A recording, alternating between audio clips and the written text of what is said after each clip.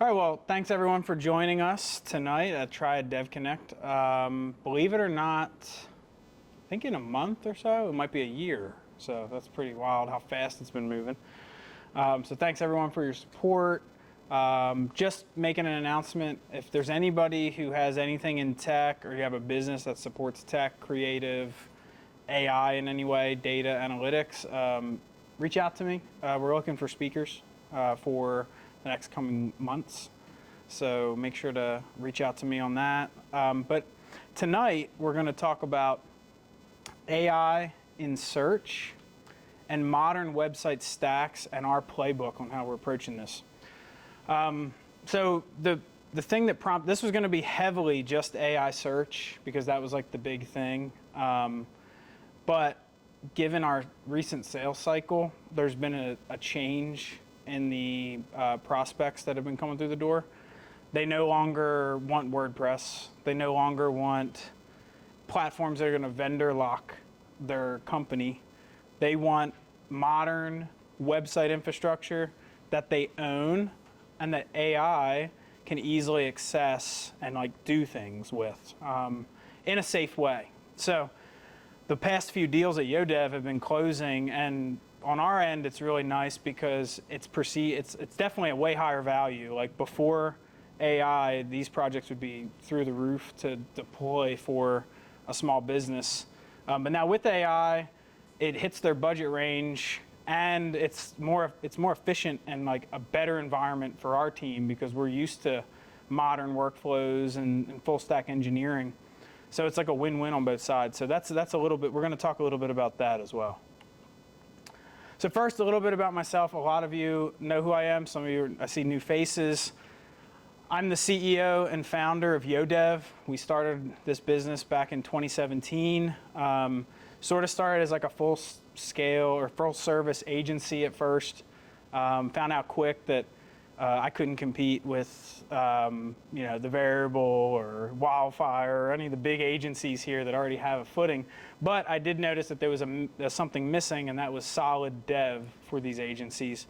So in 2019, we pivoted 100% to development, and then we started focusing on supporting dev, supporting tech, supporting delivery in that area. So now we focus primarily on digital infrastructure for growing businesses, professional service, healthcare, construction, e-com, retail, almost any vertical you could think of that needs solid engineers to deliver solutions that are, followed by best practice. That's best practice driven, but more, it's not going to be treated as a commodity that like most marketing agencies like have treated dev in the past. So we focus everything as the foundation first. We build the foundation that allows AI to be effective nowadays. And we also fix foundations where AI has been rolled out too soon.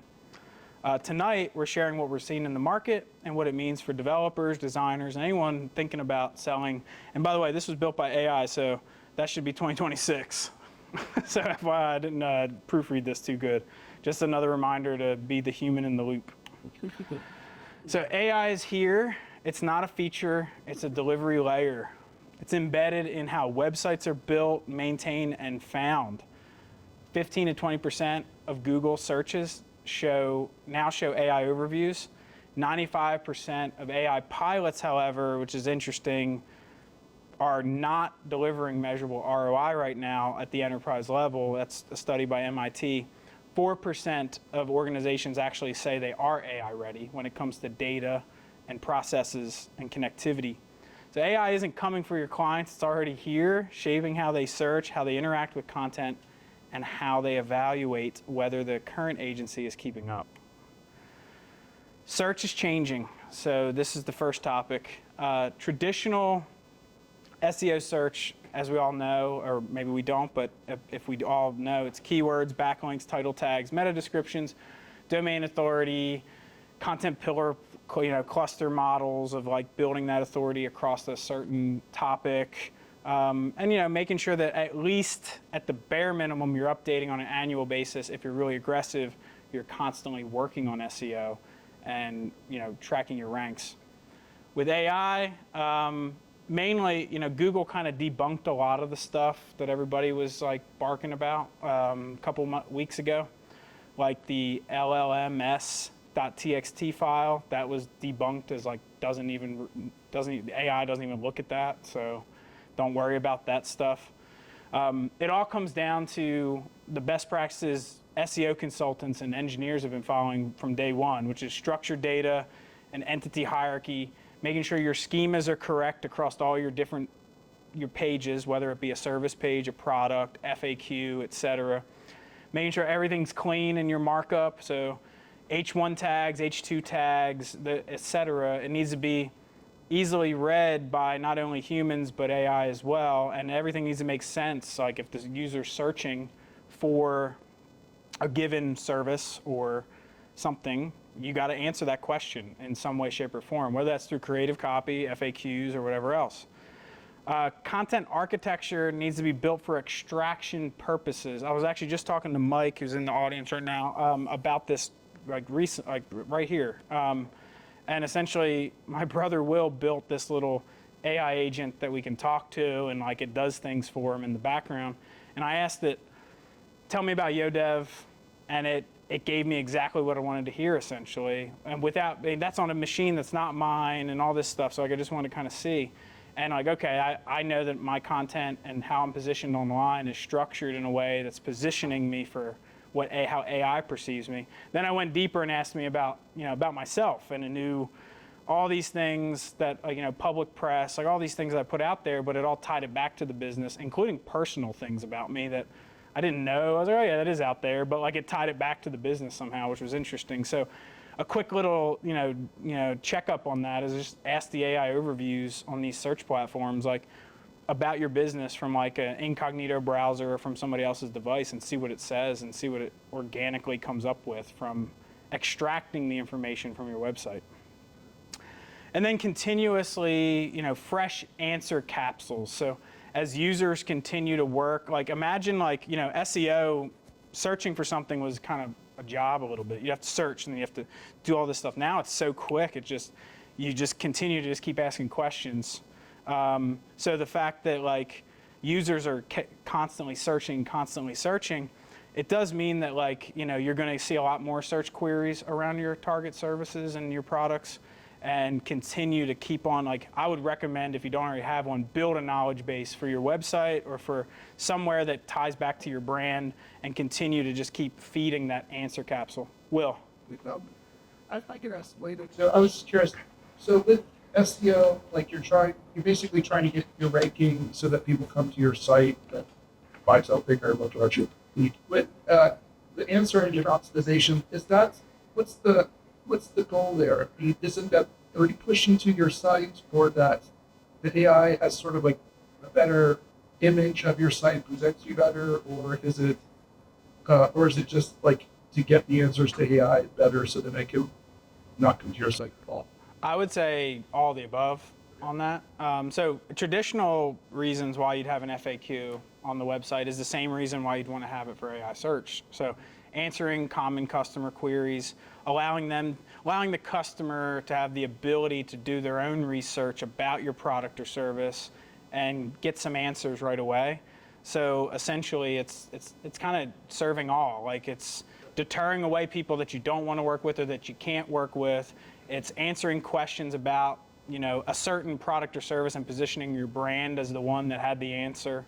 So things like that. That's what we're looking to do, and that's the traditional strategy for FAQs, is improving the customer experience, and during that buyer's journey of figuring out what they want to buy, FAQs has always been a solid part of that journey. You can fill in semantic holes in the corpus of the site, the whole site.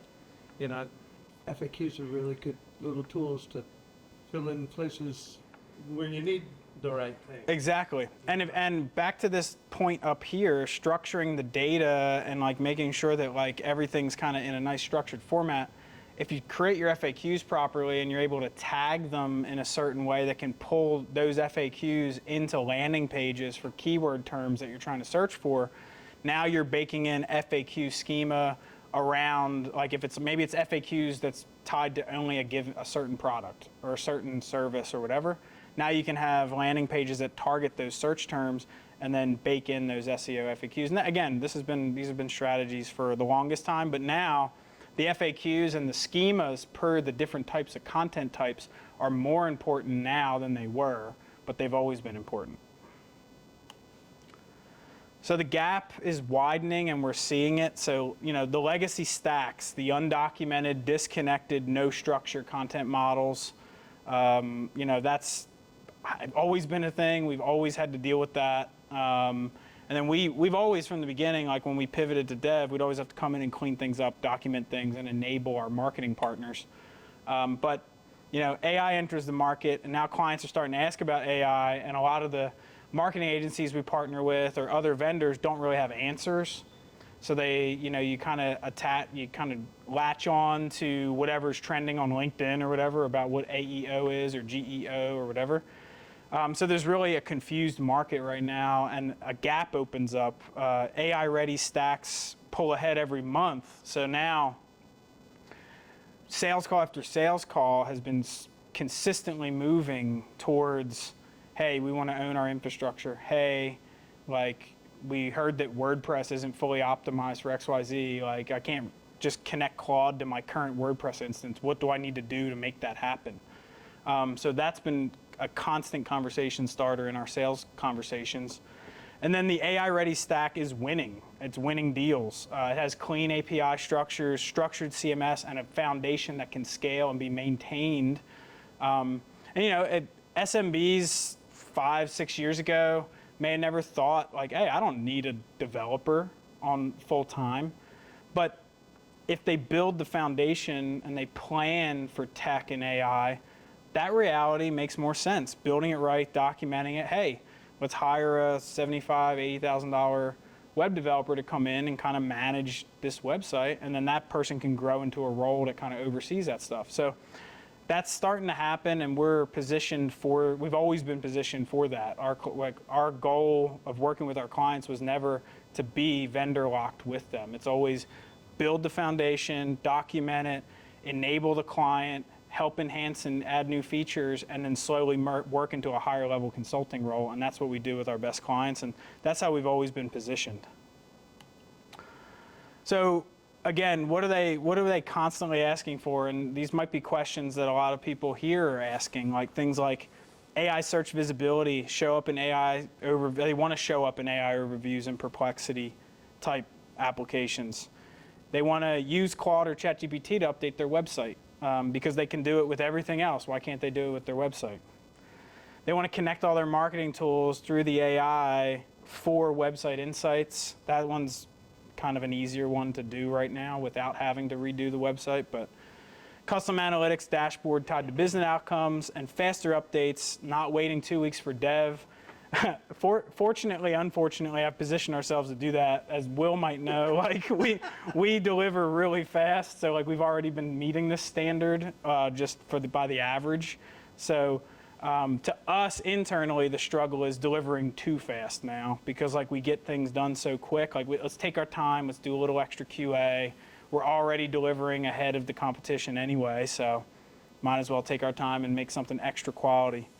So again, what does it mean for building? Like, to show up in AI search, you should be doing things like focusing on your content architecture, making sure that, hey, we have service pages, we have products, we have FAQs. Let's make sure those schemas are in place properly, and let's make sure basic SEO foundational things like HTML semantics is taken care of.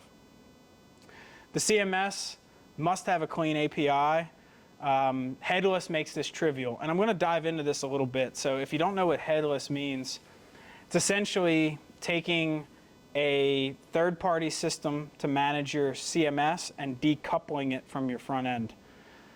WordPress, by nature, is a coupled CMS website architecture. So by decoupling it, you get to control your data and how those modules of like how you build your pages and how you load in your data, you can control all that in code and actually in schemas, meaning that you can move if one headless approach if one headless CMS is doing it this way, and then a competitor in the future comes out and it's better, and you want to move, you just take the schemas that you wrote for this headless CMS, and you can easily migrate it to the new one, and then all your components on your front end build stay intact, and you don't have to change it. You just change how the data is being consumed on the front end.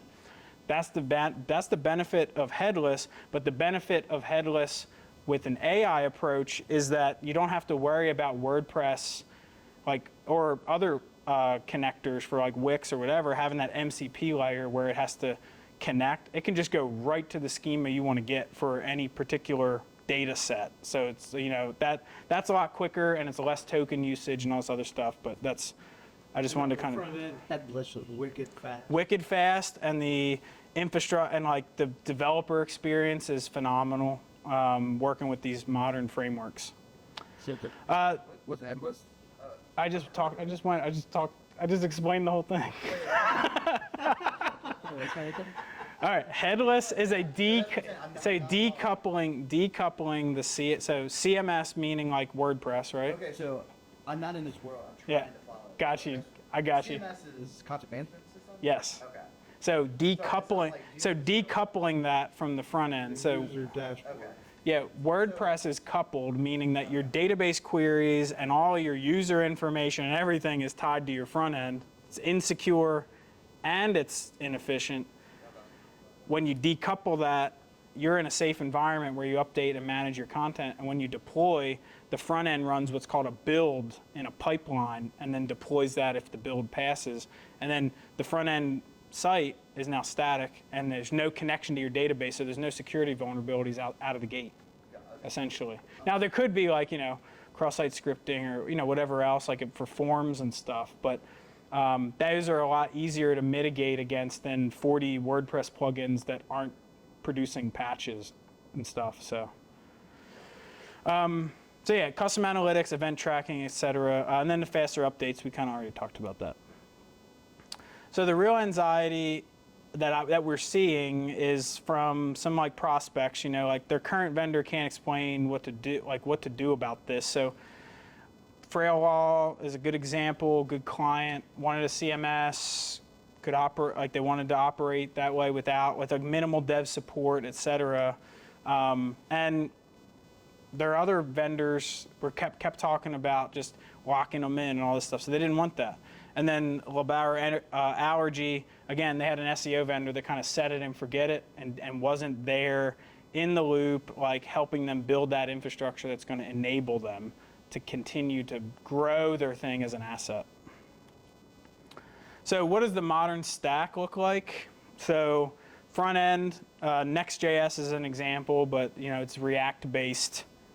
So SSR, SSG, hybrid, that's all just how the data is, or how the code and the data and everything gets delivered to the front end.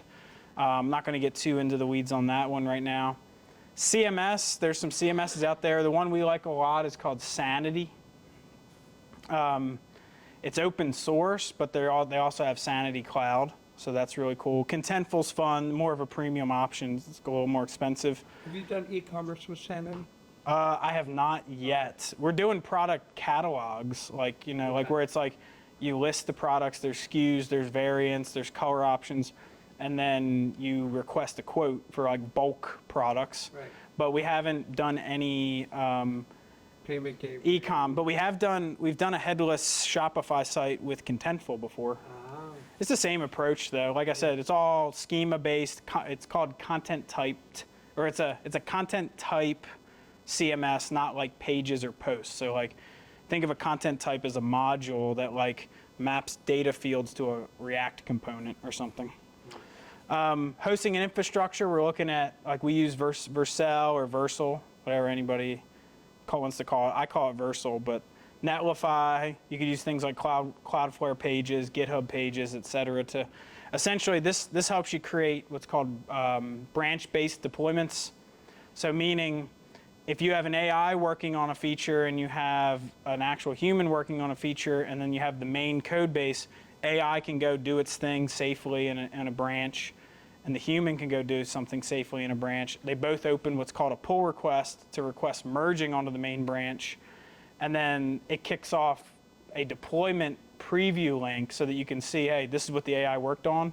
You can review it, not only from code changes, but you can also review visually, like via the preview link. And then the same thing with the human in the loop. So if I'm working on something, I can obviously open my PR. The workflows are moving more and more to harnessing the AI to do the work, oversee it, plan it, and then let these branch-based deployments do the rest of the work. So you go and you click, and then now you can QA it. It's ready for QA now, essentially. The AI layer, so Claude API, OpenAI LangChain, which is a way that you can retrieve information, and there's a language for pulling different contexts, but content generation, CMS automation, et cetera, it just plugs right in cleanly.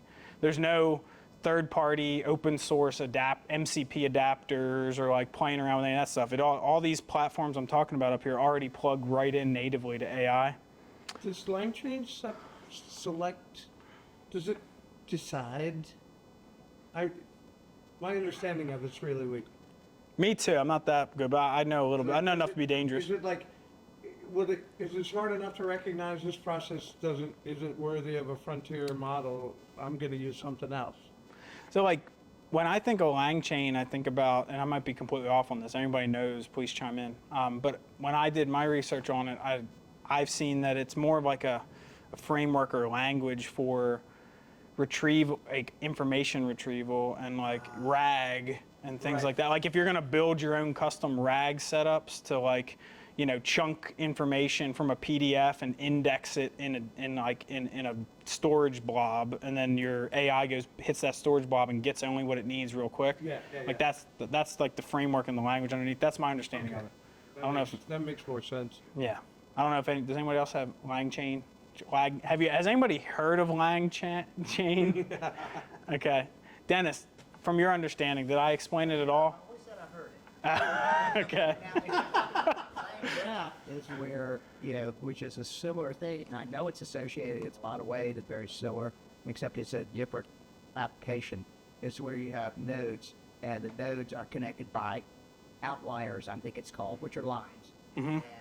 And it leads to a process to where you find your That's RAG. That's what RAG is. So it's like a graph-based like ways to connect different data, things like that.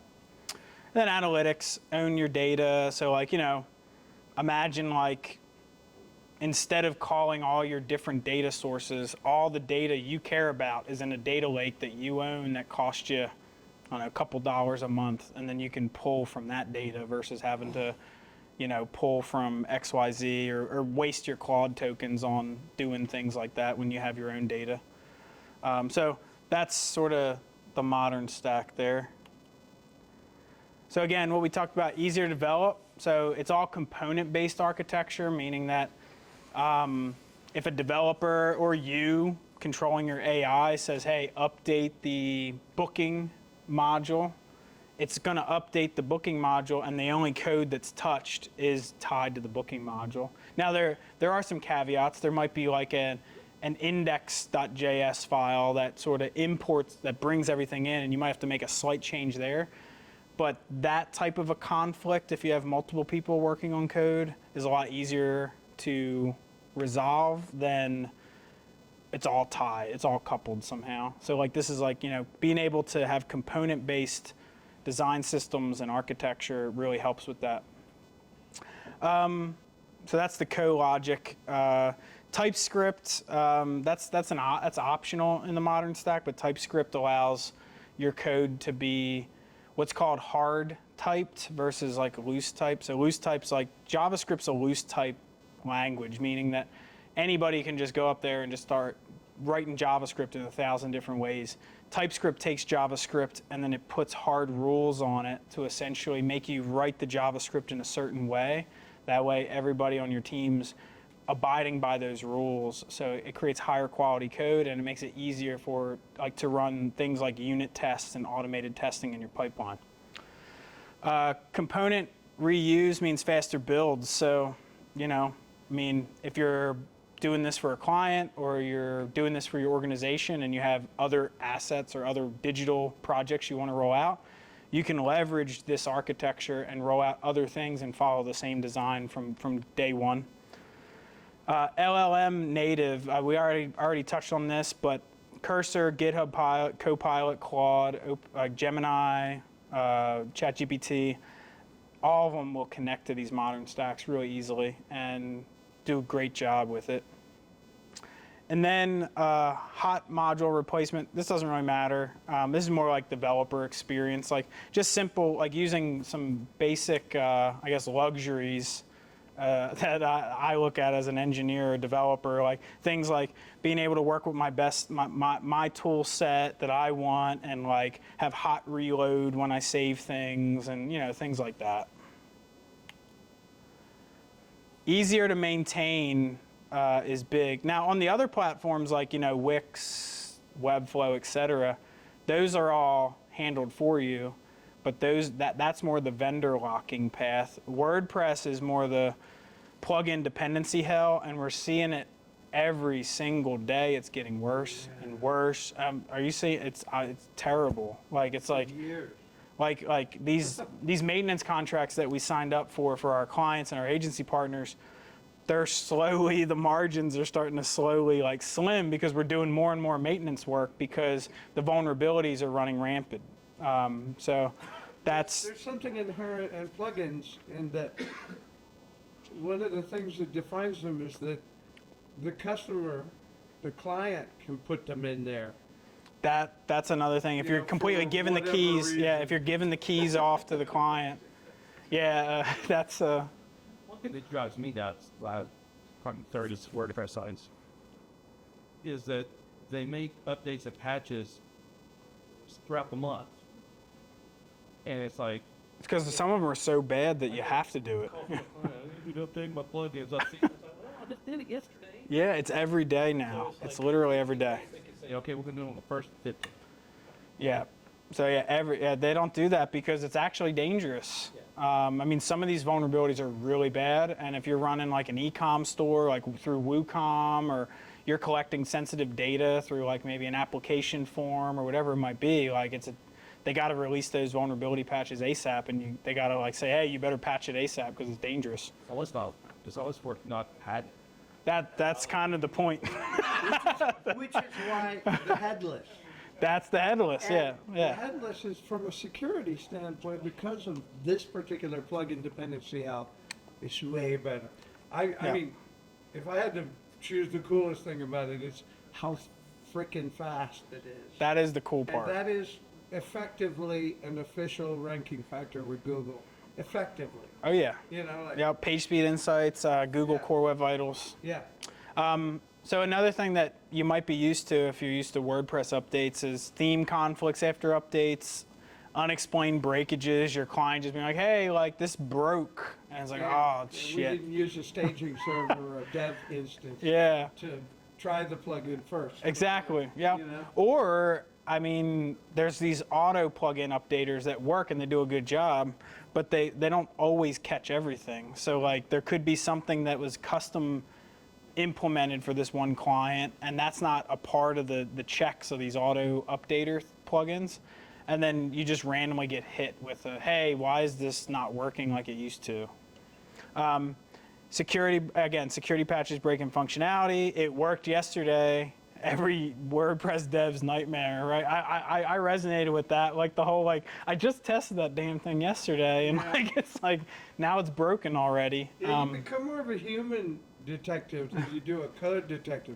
Because you're like, somebody did something. Yeah, this supports what you've been wanting to roll out for years, Will, which is the that user activity logging. There's a plugin for that. There is, but his was interesting though. If you wanted to touch on it a little, where we track all the changes and then like somehow put it all into like a client and vendor change log type of a situation. With snark. Had an idea. I was going to leverage that. There's already a plugin for the activity log, but I was going to make it a point-up thing so that when we pushed it out, you had a nice little sort of package of this showed like all the images, directly changes. Also, we could grab all that stuff, so save it. So if someone spotted something, you could kind of find the culprit, be whoever. Yeah. Yeah, essentially taking all the activities from last deployment to this deployment and compiling it into a release log using the activities type of plugin that Ray threw out. Each entry a colored background div Oh, if it, by intensity like, that's cool. or level of offense. So why are these modern platforms better? So explicit dependencies in package JSON. So like we're managing software how it should be. Like we're in a package JSON. We can easily run scans on it. We can get notified immediately. And now there's agents that'll go and update the packages for you and then give you a rundown, and then you can review the PRs yourself and then merge it. So everything's just really nice. No theme system, so you own the entire line of the UI. Now, if you're in the business of selling websites, you do need some kind of a process to structure how you deliver these projects. But if you're an organization, you own your design system. It's the same. It's a design system that's custom tailored to your business and what you want out of your UI. So it's more valuable. Component surface area is small and knowable. So again, everything's components, and it's really easy to just know what you're working on, what was changed, and everything's siloed. Upgrades are incremental and testable. That's like a really nice thing, is like, you know, if you update your package JSON to the latest, if there's like vulnerabilities, if your unit tests don't pass or your pipelines fail for some reason after that update, it doesn't go out the door because it's going to break. So that pushes it back to the development team or whoever's in charge of that to get that working without something broken being shipped. And then if it breaks, you actually do know exactly where to look, because you can look at the commit history on the repo. You can see what was changed last, because obviously this didn't work the last time we pushed a deployment. And then you can easily find all the, exactly where the issue is. So that's the benefit of the modern stack. Again, more secure, etc. I'm not going to just beat a dead horse here, but you can kind of see WordPress, you have a PHP execution layer. You have the WP admin attack surface. Because of the uptick, there was only a couple clients that we had to have custom login paths, but now we have to do it for everybody because it doesn't matter. And no site's safe, so the WP admin path is where everybody's hitting. Oops. Public-facing database queries, so that's the coupled architecture, meaning that once a bad actor gets in, and they can do things with your site, they can actually execute database queries, which means they can change content, they can, patch, get into a vulnerable plugin and write a function that redirects you somewhere, and that's where you get all your malware injections and things like that.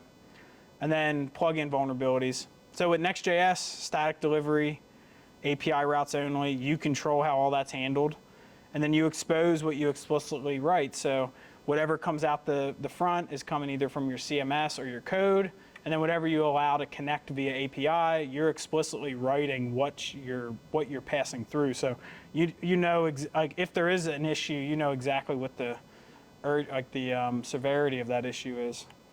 Yeah, and you can reduce the number of places you got to look when you're troubleshooting. Mm-hmm. That's probably, in a nutshell, the biggest benefit. So CI/CD, for those that don't know what that stands for, continuous integration, continuous deployment. That's essentially where when you make a change and it merges onto your main branch, you get the, if you open up the pull request or the merge request, GitLab uses merge request, and it's a lot easier to understand. You're merging this set of changes with the main code base. You open those pull or merge requests and you get a preview deploy. And then that preview deploy allows your client to approve. Then you merge to main and then production in 30 seconds. It's just out the door. Exactly how the preview link was. There's no questions asked there. The old way, FTP, SSH, or using a managed hosting provider that has environments that you're pushing. In this new way, where we don't have to worry about FTP, we don't have to worry about staging, server maintenance, or locking down other environments. We get preview environments for every branch, clients approved before merge. The pipeline is active from day one of every project. Rollback is as simple as just reverting our previous deployment, and there's no database snapshot or gymnastics that have to happen because the data is, again, it's decoupled and it's in its own secure system, and we're just building everything and like pulling on that. So now, again, managing that data and stuff, there's ways to manage multiple data sets and things like that, but it's not really necessary for every build. Any questions on the pipeline or deployments? All right, so again, AI enabled by default. I'm not gonna, again, like that's kind of the big thing here. So Sanity, Contentful, they all have an API. They also, most of them have MCPs now. So you just plug right in, say, hey, update this post. Hey, I just got my content that's SEO optimized from my agent workflow. Here's the docx, go draft the page. You know, hey, here's my, this is what I did last month. Here's my next 60 days of content. Here's the Google Drive link that has all the folders.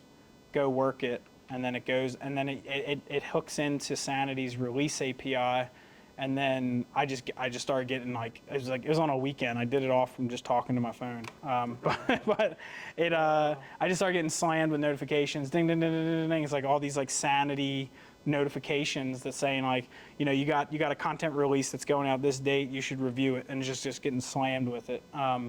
So that's what we're talking about when we talk about AI enabled. Can WordPress be AI enabled? I think so, like for sure, especially with 7.0 coming out. I don't know if anybody's familiar with that, but they have the Abilities API, and then they also have the Abilities API gives you the ability to write things that you want AI to be able to do with your WordPress site. It's kind of like the MCP like server essentially. But then they have an MCP adapter that works with that Abilities API. So they're working on it, but it's patched together kind of open source projects to get it to work. It's not an actual solution that's been working in production for a couple years now. So that's really the trade-offs. Seems like Whoops. they, with the Gutenberg and doing everything in JSON, that they sped some stuff up and they made it more amenable to this LLM environment. It is way better. It can do Way it. Like, better. we're doing it. I mean, we're doing it, Yeah. but we're just But not that doing little it like, separation between the CMS and the back end. yeah, we can't get away from that. Yeah. Now, WordPress can go headless. There's a framework called FAUST. It's FAUST.js. That framework is supported by WP Engine, and then WP Engine has a offering called Atlas, which is like their headless platform. So they're moving in that direction. But what I'm trying to say is like everybody else who's been doing it for the past 3 to 4 years, it's just so easy to get going, and the cost is low outside of potentially having a dev set it up once and then, you know, look at it every quarter or whatever it is. All right, so before I get into this, I have a quick demo to go over, but before I get into this, do we have any questions up to this point around AI in search and like these modern stacks that I say these new, but they're new to most of you, but they've been around for a while, but the modern stack approach to building websites? I guess I was wondering, I mean, a lot of people are playing with Lovable, those things. Yep. Do you also see that as kind of putting your eggs into one of those baskets when building and deploying from those, or like similar to a WordPress basket? Or are you kind of, your philosophy is build it up from the ground up and you're a team? Yeah, so I would say, so if I can compare to something that everybody knows, so like Wix and Squarespace to WordPress, if you want to look at that comparison, and Webflow even can fit into this. So like those platforms are vendor focused managed platforms. So, you know, the end of the rabbit hole with that platform is enterprise. And we all know as soon as you got a contact for enterprise, it's typically like you're going to pay a lot of money. WordPress. And you don't own your data. You don't own any of your data, right? WordPress is the opposite. It's open source, but there's service providers out there that'll manage your WordPress hosting environments. That's an open source platform. You can move it around. It's yours. It's your data. You can do whatever you want with it. In this environment, I see Lovable, Base 44, V0, and a couple others that are out there as the Wix and the Squarespaces of this time. And then you leveraging those platforms for as long, like I don't know if this is going to be available forever, but what we tell clients is like if you're using those platforms, we're able to push that code over to GitHub and then grab it and then scaffold it the way we want and then put our workflows in there. That's how you can bootstrap yourself using these platforms and then move it to something that like something that you own. So that's how I see that. So they own the data, and I guess they don't own like the code base from the framework.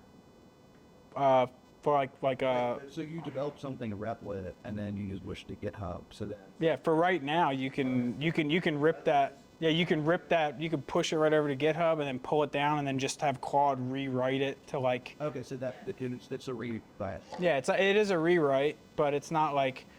It's still, they're not restricting you from doing that activity. So like I don't know how long that's going to be though. Like it could be once they need to start locking customers into their ecosystems and they start coming up with those types of offerings.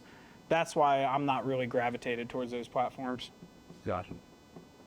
There's so damn many to keep up. There are a lot to keep up with too. I just, again, leverage them for proof of concepts, leverage them for getting the feedback approved or whatever else, and then plan to move it to own it. Wait. All right, so I want to talk about the YohDev website refresh playbook. So it's an AI-augmented delivery for, from first client touch to production deploy. I'm going to walk through the concept and then I have some examples to show.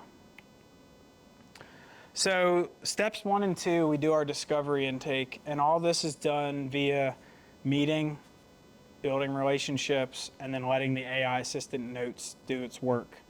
So during our sales and discovery calls, we record them like most companies have been doing for a long time now. And then we get the transcripts, and then we allow those transcripts get set up for a workflow for our discovery intake. Before, it took us maybe 45 minutes on the call and then like a 30-minute write-up, and like the data, again, I'm doing all the sales right now, so like my time is really short. So like it's either going to stay in my head or it's going to be really like not that good. So after, it's auto-extracted in 2 minutes, and like it's going to get every single detail that I was going to miss. And I can focus on building rapport, focusing on the client's needs more, and like be more engaged instead of worrying about capturing everything. Then we do intake document generation. So we extract our notes feed with a structured intake prompt. Claude generates a formatted intake document covering project scope, functional requirements, content inventory on what we're looking at for like sites and content structure, integrations, and success metrics. This one would take more like a 2 to 3 hour planning session with a couple people. It now takes 10 minutes. And that's our discovery intake on this new AI augmented delivery workflow. We then create what we're calling the playbook artifact. The intake document feeds a second agent workflow, the playbook generator, and outputs full project playbook with phase breakdown, sprint structure, task lists, acceptance criteria, and a delivery timeline. It's a branded YohDev. It's a branded YohDev ready client review, but actually we changed this to make the playbook like more. It's closer to what this client would sign off on. So it's like their brand and their things. Once we get a sign off on direction and whatever else, and I missed an important part here. So. We partner with Pepper Plane UX Studio. They're down in Charlotte. Marie's here. This portion right here gets us like 90% of the way, and then we're able to hand that off to our UX partner, and then the UX partner can produce us a Figma file, and then guess what? We rerun the workflow with the Figma file, And then we have our entire design system ready to be scaffolded in Next.js. And it's all based on the Figma MCP, and it pulls the actual design tokens and the actual structure from a professional UX shop and like can bake that into our scaffolding. The playbook feeds that scaffolding agent. It defines the different integrations in the tech stack that we tell it, and then it creates the component library, the CMS schemas, etc. And then our dev team gets up and running with right from the start and not a blank repo.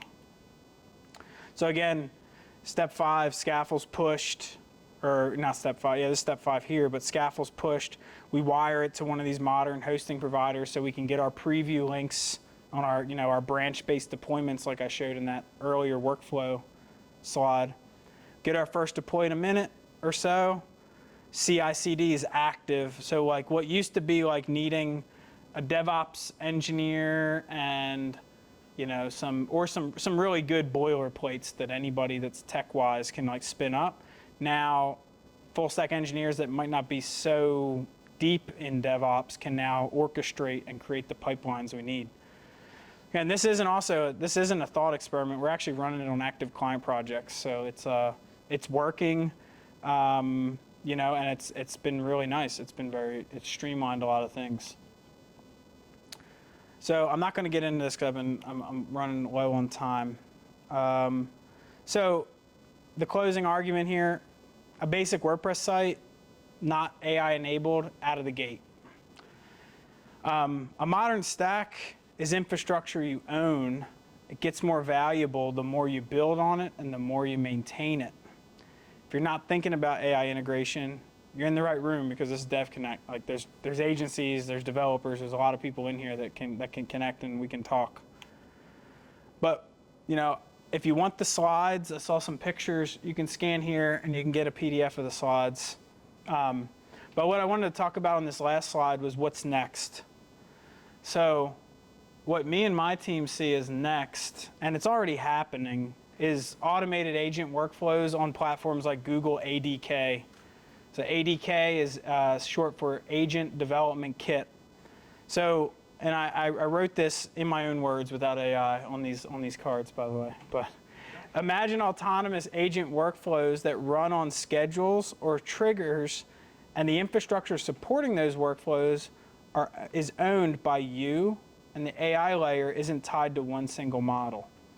So I was just talking with, David, we were talking in the back about, eventually the cost structure of these big, huge pioneering models are going to end up being through the roof. So if you own your infrastructure, you own how the AI gets the information, all that stuff's yours, and you're paying just basic resource usage for AWS or Google Cloud, you can use platforms like Google ADK to deploy your agent workflows and then to choose which models do which task. For instance, Google's Gemini Flash 3.5 that just dropped a couple days, I think it was like last week or so at Google I/O, really lightning fast. I think it's like 1 million tokens per context window or something crazy like that. And if you're a Google Workspace organization, it pulls Google Docs a lot more efficient than Claude or ChatGPT. So in a workflow like the YohDev playbook, anything that ties to pulling from Google Drive or whatever, that agent in that sub-agent in that workflow should be probably Gemini.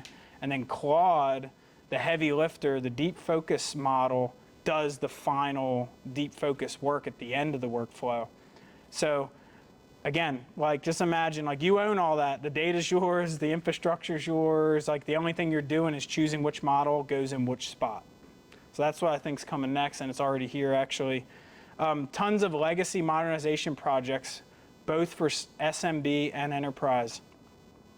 So legacy system modernization has always been a big thing in the past 10, 15 years, but now it's becoming a mandatory thing to keep up.